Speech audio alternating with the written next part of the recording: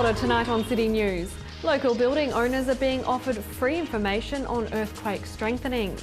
The paralytic shellfish toxin health warning in place since December 2011 has been lifted for the Bay of Plenty coastline. And the Black Ferns have swept the International Women's Rugby Series being hosted in the Bay by defeating Canada 33-21 in Whakatane. Thousands of locals took the chance to see the new police station on Saturday as part of the first National Police Open Day. The new $18 million station was officially opened last month, with Rotorua Police District one of 12 that took part in the National Open Day. Rotorua Police Area Commander Inspector Bruce Horn says staff were enthusiastic about showing off the new station. A free information evening on earthquake strengthening requirements for buildings in the CBD is being held tomorrow. Organiser Aladini Haruani says there is a lot of worry and uncertainty in the community, and the workshop aims to help landlords and tenants understand requirements. Basically give the landlords an understanding of where their buildings sit in terms of risk level. Now, this is an exercise councils around the country have been asked to take the stock, basically. It's like to understand how many of your buildings in your city are possibly earthquake prone. Possibly can be a very subjective word. So my exercise of this information evening is to actually make those landlords and tenants and business people who want to invest in Rotorua understand that do not be held off by desktop exercise. The information evening is on tomorrow night at 1146 Edawera Street. The paralytic shellfish toxin health warning, which has been in place since December 2011, has been lifted for the Bay of Plenty coastline. The area for which the health warning is lifted includes the entire coastline from Waihi east along to Pukahina. Medical Officer of Health Dr. Jim Miller says routine sampling indicates that the levels of shellfish toxin are now within safe limits for the entire Bay of Plenty coastline. He says the area has had the longest continuous health warning that has been issued for shellfish toxin in the Bay of Plenty. For advice on health warnings regarding shellfish collecting, contact your local health protection officer on 0800 221 555. Te Puia has replied to an online campaign to make the attraction part of the itinerary for pop star Katy Perry later this year. She'll be here in December and is asking New Zealanders to suggest the best Kiwi experiences for her, hinting she wants to enjoy food cooked in the ground. Te Puia Online Youth Market Manager Edawera West says Rotorua is a traditional home of tourism in Aotearoa, and they can offer Katy hangi as well as cultural experiences and geothermal wonders. He says to help bring Katy Perry to Rotorua to try our hangi, please tweet Te Puia's Steambox to her Twitter account at Katy Perry using the hashtag KatyPerryNZ. In sport tonight, the Black Ferns have swept the International Women's Rugby Series after defeating Canada 33-21 in Whakatane on Saturday. The series between Australia, Canada, Samoa and Black Ferns was hosted in the Bay of Plenty. The Black Ferns played Australia in the series opener at the International Stadium. The clean sweep gives New Zealand plenty of confidence ahead of the Women's Rugby World Cup in France in August. New Zealand is in the same pool as Ireland, USA and Kazakhstan at the World Cup, with their first match against Kazakhstan on August the 1st. In Baywide Rugby, both local premier teams lost at the weekend. Whakarewarewa went down to Tauranga 19-42, with Rotowiti losing to Opuriki 12-14. On the points table, Whakarewarewa are now fourth, with Rotowiti dropping just outside the top 5, coming in 6th. To your weather update now. Tonight there'll be rain, northerly strengthens, an overnight low of 10. For tomorrow, Tuesday, rain turns to showers in the morning, northerlies turn westerly, a high of 16 and a low of 9. And the outlook for Wednesday, a shower or two, fresh westerlies, a high of 13 and a low of 5. And the marine weather forecast for Lake Rotorua, westerly 15 knots with waves up to half a metre, fair visibility in a few showers. Remember, for program listings or to watch City News again, visit our website tvrotorua.co.nz, and you can see updates on our TV Rotorua Facebook page. Still to come in the show tonight, we find out about a hui last week looking at Māori mental health issues, and we talk to gym coach Ken Bowe, as well as meet some of the medal-winning gymnasts from Mig's Gym who competed last month in the Australian National Gym Sport Competition.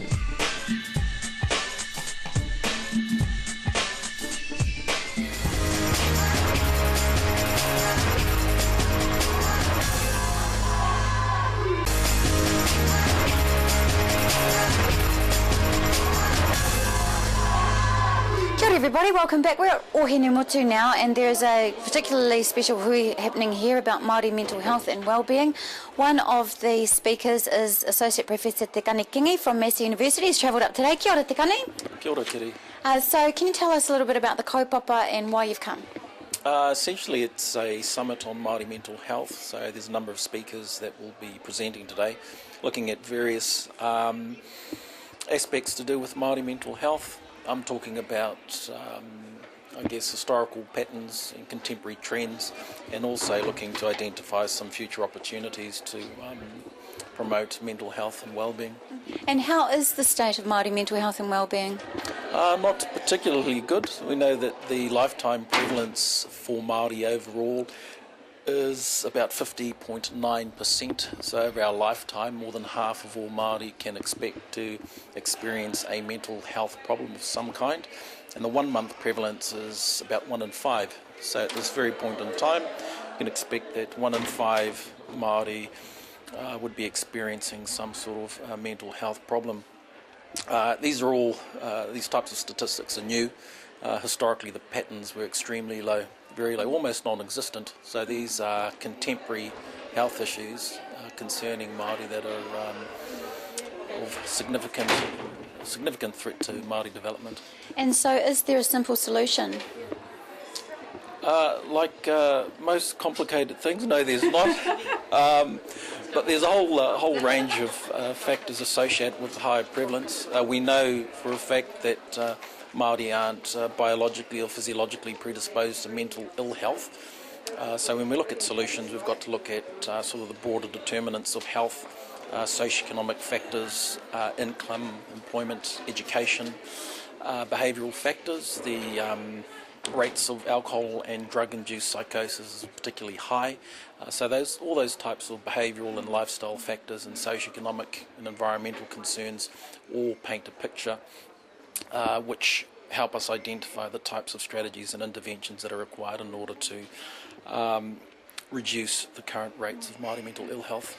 Okay, final question. If there was one thing that whānau could do to support those who are suffering from mental health or minimise the whānau rates of Māori of poor mental health, what would that be? Something simple. Probably behavioural factors, I think.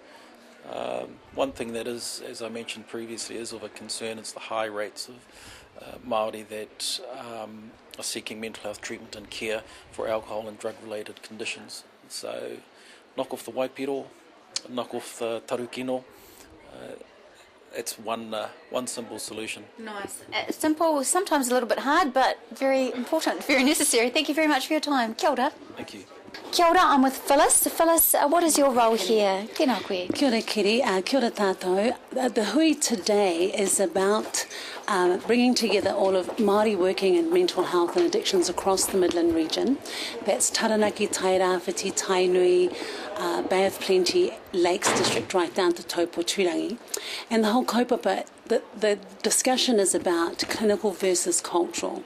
What are the issues that we experience as Māori practitioners working in mental health, and how do we merge with the clinical worldview, with the Māori worldview, and how all of the things that happen in between. And I think we've pulled together a program that's provided an opportunity for consumers, for Māori working in mental health and addiction services, for Māori nurses, and Te Kani Kingi, a Māori doctor, coming to present about some of the history of Māori mental health in Aotearoa.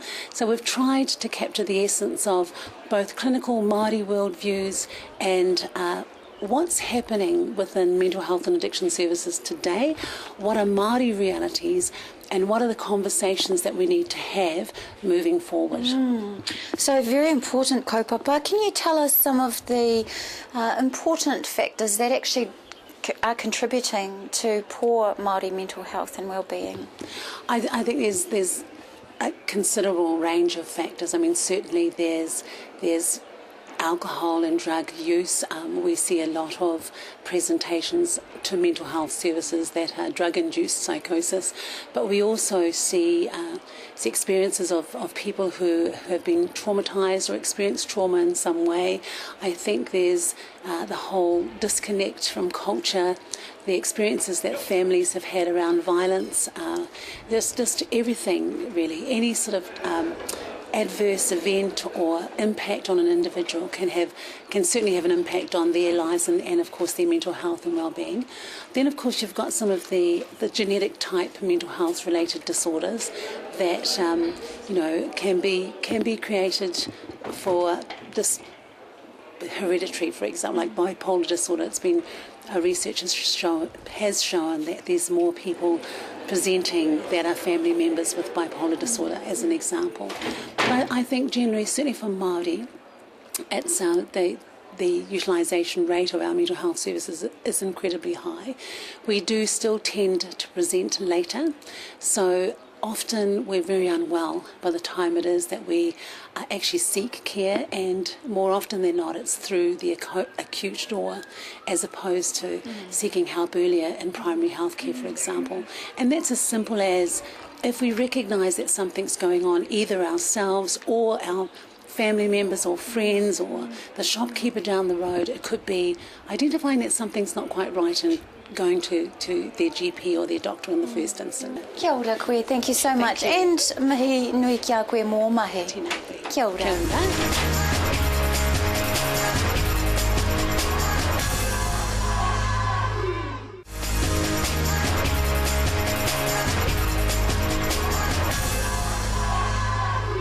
Well, recently a 20-strong New Zealand gymnastics team had a very successful trip over to the Australian national gym sports. Now I catch up with men's coach Ken Bowe, and then also talk with their most successful winner Damien Hewlett, and I catch up with the MIGS trampoline team. Hi Ken, good to have you on the show today. Now recently MIGS had just sent a team over to the Australian gym sports, and you come back with a hoard of medals, so tell us about how you got on. Excellent, the guys did really well. The level 8 team, Damien exceptionally did really well for his first overseas international event. And it was actually a podium competition, which none of these boys have ever experienced that before. So they've come back with, just grins everywhere and medals, so they're really happy. Now let's talk about the team a little bit. Is it a good mixture of boys and girls? The team, what we're talking about here is just the boys. We did have females over there as well, but they're from all over the country. We've got from Auckland, Christchurch, obviously Rotorua. So they're from all over the country, which is really, really good. Yeah. You know, it's not just the Auckland, Yeah. What sort of amount of time do these kids have to put in to be able to go to international competition? Well, it can vary really to what sort of centres have different types of programs. Damien's probably doing about sort of 16, maybe 18 hours a week. Some of the guys maybe in Auckland doing more, they're doing 25, something like that, in Christchurch a bit more. So it really varies. It just depends on location and how much time they've got to put into the sport. You know, it's pretty demanding. You know, it's still got, these guys are all high school, got exams and everything coming up, so they just squeeze as much as they can in. Yeah. So obviously gymnastics is still pretty popular with the young people. The numbers are still dropping, I think, a little bit, and we sort of need another, like a Commonwealth Games that's coming up or an Olympics to boost the numbers again. But that's just the cycle we go through. So how big was this team of boys? We had, for the elite guys, we had 10 go over. They're trialling for the Commonwealth Games. That's a really good number for New Zealand. We had a team of 8 and a team of 9, and it consists of 4 gymnasts per team. So, wow, yeah. Pretty awesome results too, because I mentioned you guys brought a whole heap of medals home. So how many golds and bronze and silvers? From memory, I think Damien got a gold on high bar, he got bronze on vault, and the team got gold all around. And silver on floor. So I think those are his specialist events. Pity the one we're standing in front of, he's not not the best at, but we're working on it. So. Yeah. Yeah. Now, as a coach, you're obviously pretty happy. Put a lot of hard work into these guys. Yeah, a bit of time goes into it. Yeah, definitely. It's a team effort. It's the guys that get a program and they go ahead and they just get in there and do it. Sometimes I can't be here because of my job, obviously. So it's one of those things. If they put the effort in, they'll get results. It's one of those sports. It is a very difficult sport. Mm. Now, not only as the coach of the boys team or the men's team, you're also one of the main sponsors here. So what does that entail, Ken? Basically, I get myself put up on the wall. I've got my mugshot there, so hopefully anyone that comes through the gym is involved with the competitions or even the rec classes. I can see that and hopefully support my sponsorship. It is a monetary figure that I come up with at the start, but hopefully the gym club does advertise me well, so in competitions, which is good. Yeah. Now, where do you see gymnastics, or the sport of gymnastics in New Zealand? I think we are improving, definitely. We've got kids that at the top level do end up overseas, in America especially. We've got 3 that are over there at universities. They train with the Americans, so they're getting top coaching, and they come back and they compete for New Zealand. Fantastic. Which is really good. As far as our juniors coming up through, I think our standard is excellent. It's just going to be growing better and better. Probably this Commonwealth Games will be hopefully we'll get medals, and hopefully we'll move on to the Olympic Games and get someone there too. Cool, I'm glad you mentioned the Commonwealth Games, because obviously it's one of the big celebrations of sport that our country gets to be involved in. Did any of this team that went to Australia, are they involved in the Commonwealth Games? For the Rotorua guy, Damien, no, that's not the right level. He's slightly just lower, but he's still doing some of the stuff that can equal what these top guys are doing. We sent 10 guys to Australia to trial, the final trial for Commonwealth Games. Their team's going to be announced very soon, and it's going to be a good, strong team.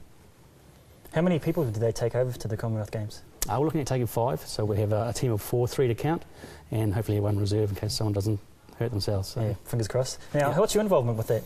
Commonwealth Games. I've been selected as an FIG judge at a reserve for the Commonwealth Games, so I'll be heading over with another judge from New Zealand called Gareth.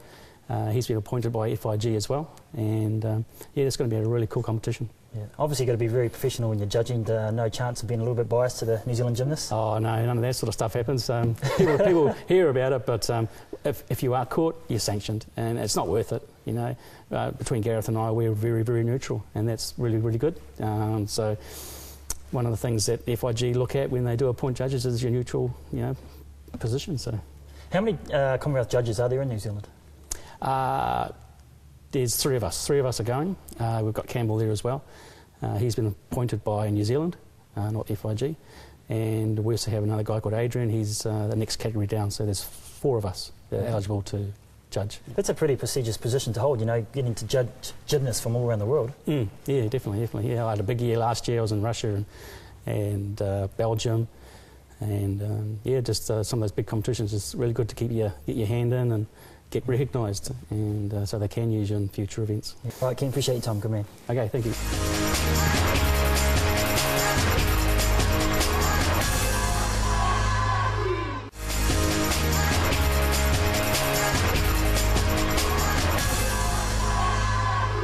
Hi Damien, welcome to City News. First of all, congratulations on your awesome achievement overseas in Australia. Thank you. Now, obviously to get over there you've had to put in a lot of hard work. Yep. What sort of training hours did you put in? Here in Rotorua at MIGS I do Monday, Tuesday, Wednesday, Thursday, about 3.5 each time. Every fortnight I go up to Auckland, train at TriStar, 4.5 hours Friday, Saturday. So that's almost every day? Yeah. Is this the first time you've been overseas to compete? Yeah, first time, first international competition, so it's a great experience, something new, different. It's what really was good. it like mixing with competitors from around the world? It was cool, sort of in the same stadium as people who've gone to the Olympics 3 times. It's amazing. Any particular role models or anybody in there that you looked up to? Quite a few of the New Zealand guys, Matt Palmer, David Bishop, then there's Australians like Sukahara, real inspiration. It's really cool to watch. Who's your favourite? Sukahara. Yeah. No, obviously he's from Japan. He's Japanese, but he's recently become Australian citizen. So. Cool. Now let's talk about the actual competition itself. You've got 4 medals around your neck, 2 gold and 2 bronze. Awesome achievement. How did you win those, and what discipline? First of all, gold was for the Trans Tasman champs. So New Zealand managed to take out Australia and win that. It's always good, isn't it? Yeah, it's great. First for floor is, first for hyper. It was real cool. Yeah, bronze for floor and bronze for P-bars, so I was quite happy with those as well. Which is your favourite? Probably hyper. It's real cool. It's scary and gets the adrenaline pumping. Yeah, now I watched this on TV, and they're amazingly strong people. Obviously around the core and upper body. Do you have to do any extra training on top of that? At the end of each session, we sort of do half an hour, 45 minutes, just pure strength training. So it's pretty much it really, every day here. Now obviously this is a big stepping stone for a career. Where do you want to go? At the end of it, I hope to end up at the Commonwealth Games, Olympics, around probably 2020 Olympics. yeah, hopefully it's work out for me. Yeah, that's about 6 years away. So how old are you now? 17. Yeah, so obviously a lot of work to put in between now and then. Yeah. Now to get over to Australia to compete in the gym sports, you obviously would have need some sponsorship. Is there anybody out there that you want to thank? First of all, Bay Trust. They sort of supplied me for a $500 scholarship, so that was real helpful. Credit Union Murupara, they also put together some money. And Kathy and Gavin Isles in Galatea, local farmers who sponsor a calf every year. It's really helpful. Now you've been home for a couple of weeks now. Are you still riding on that buzz, or have you calmed down a little? It's still riding on the buzz a bit. It's a great feeling. Had a competition last week, so had to sort of get back into reality and get my competition sort of head back on. Did Mum and Dad go with you over to Australia? Yes, they did. What was the reaction when you're up on that podium? They were really happy. They said to me, like, no matter what happens, they'll be proud of me. Making it over there was a great achievement in itself. Yeah. What about the reaction of your friends when you came home? What did they say? It was amazing. Facebook posts, people at school, everyone was just really supportive. Were happy for me. For some reason, like, everyone found out about it. It was well known. It's really cool. It makes you pretty proud, eh? Yeah. Walking into the gym and seeing like all the posters around the place, it was a cool feeling. What does that mean to you when you see all these posters up from obviously other people here at MIGS? What does that mean to you? Makes me real happy actually. It's quite a cool feeling knowing people support me that much. Now, the other thing that Ken talked to us about was the podium competition where you had the judges just looking across the top of the floor. Is it the first time you've competed in that event? Yes, it is. Yeah. What was that like? It was real different. It's quite scary. It's an amazing feeling. Don't know where the judges are. I had a bit of trouble with that first day, presenting the wrong direction.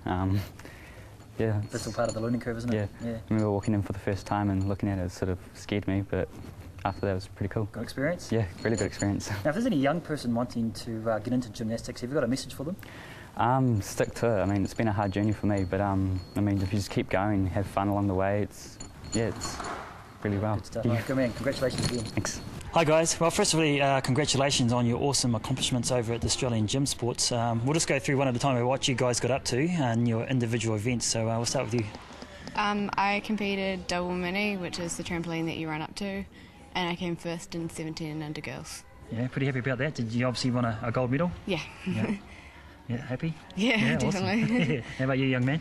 I got 4th in synchronized trampoline. I got 10th in individual trampoline, and I got 8th in double mini trampoline. Yeah. First time overseas? 2nd.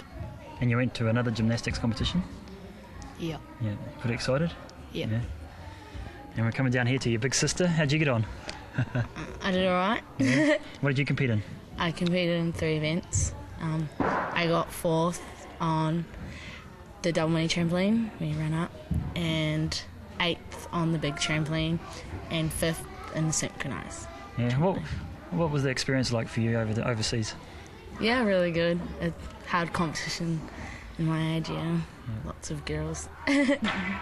A future Commonwealth and Olympic medalist maybe. Some great talent coming out of MIGS Gym. Congratulations to all the guys. If you have news to share, give us a call on 07 3488 or email news@tv.rotorua.co.nz. And don't forget, if you'd like to watch the show again, visit tv.rotorua.co.nz. Thanks for watching tonight. From all the team at City News, for Maria.